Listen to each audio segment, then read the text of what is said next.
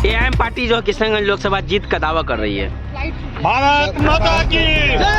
केंद्रीय कृषि एवं किसान कल्याण राज्य मंत्री कैलाश चौधरी अपने 2 दिवसीय कार्यक्रम के लिए किशनगंज पहुंचे।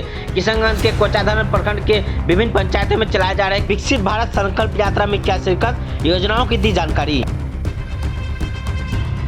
जिसके बाद किशनगंज के कोचाधामन से सीधे बागडोरा के लिए रवाना हुए। हालांकि इस दौरान ठाकुरगंज में भाजपा के कार्यकर्ताओं ने उनका जोरदार स्वागत किया। विकसित राष्ट्र बनाने के सपने को साकार करेंगे। कोचाधामन में आयोजित कार्यक्रम में उन्होंने सभी को विकसित भारत बनाने का संकल्प दिलाया। केंद्र सरकार की योजना प्रत्येक पात्र व्यक्ति को मिले, इसलिए ये यात्रा हर गांव में पहुंच रही है। मैं सोचता हूँ ये पहली बार देखने को मिल रहा है कि केंद्र सरकार सैचुरेशन तक पहुंचने के लिए कि हर किसान को, हर मजदूर को, गरीब को, जो भी पात्र व्यक्ति है उनको योजना का लाभ मिले।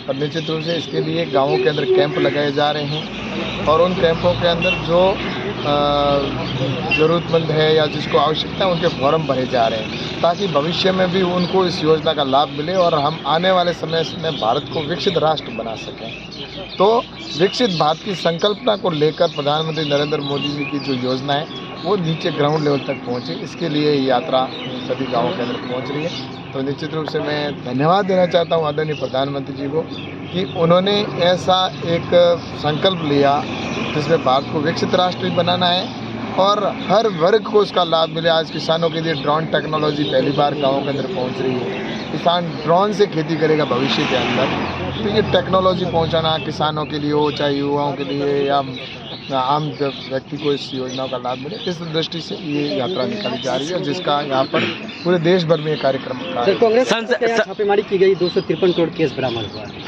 ऐसा है कि ये तो हम पहले ही कहते थे कि कांग्रेस और करप्शन दोनों एक ही राशि है और इन्होंने 60 साल तक देश को लूटा है। भ्रष्टाचार के अंदर जिस तरह से देश को गर्त में डालने का काम किया था और अभी भी ये भ्रष्टाचार करते जा रहे। जहाँ भी इनकी सरकारें या इनका अवसर मिलता है वहाँ पर देश की जनता को पैसा लूटने का जहाँ भी मौका मिलता है तो लूटती है और उसका नज़ारा आप सभी यहाँ पर देख रहे हो कि आज करोड़ों करोड़ों रुपए बरामद हो रहे हैं उनके कार्यकर्ताओं के, सांसदों के पास से। तो निश्चित रूप से मुझे लगता है कि आने वाले समय में इन सबको इसका जवाब भी देना होगा और पूरे घमंडिया गठबंधन अब चुप है। ये चुप क्यों है? इसका मतलब इनका भी इसमें संरक्षण और श्रेय मिल रहा है और निश्चित रूप से घमंडिया गठबंधन को पूरे देश की जनता ने समझ लिया है और आने वाले समय के अंदर ऐसे जो भ्रष्टाचारी है उनके लिए एक ही स्थान है और वो जेल, और उसके लिए वो तैयारी कर ले। भ्रष्टाचार के लिए अब हिंदुस्तान में कोई स्थान भविष्य में नहीं रहेगा। संसद की सुरक्षा में चूक को राहुल गांधी जो कह रहे हैं कि बेरोजगारी से प्रेरित बता रहे हैं लोगों को। मुझे लगता है कि राहुल गांधी जी को अभी बहुत कुछ समझने की आवश्यकता है, सोचने की आवश्यकता है कि वो किस बात को कहाँ पर क्या कह रहे हैं। ये सबका दायित्व है और निश्चित रूप से क्या ये पहली बार हुआ है? ऐसा इनके शासन के समय में भी हुआ है, वो पीछे कितना बार इस चीज़ें हुई है। मुझे लगता है इस ऐसे सेंसिटिव मैटर के ऊपर पॉलिटिक्स नहीं करनी चाहिए, ऐसे विषय के ऊपर उनको राजनीति से दूर रहना चाहिए और ये सुरक्षा से संबंधित विषय है। तो निश्चित रूप से उनको इस बात को कहने के लिए ये प्लेटफॉर्म नहीं सूझ करना चाहिए और मुझे लगता है कि राहुल गांधी जी को अभी बहुत कुछ समझने की और इसके लिए सोचने की आवश्यकता है कि इस तरह के समय में इस पॉलिटिक्स नहीं करनी चाहिए। एआईएम पार्टी जो किशनगंज लोकसभा जीत का दावा कर रही है।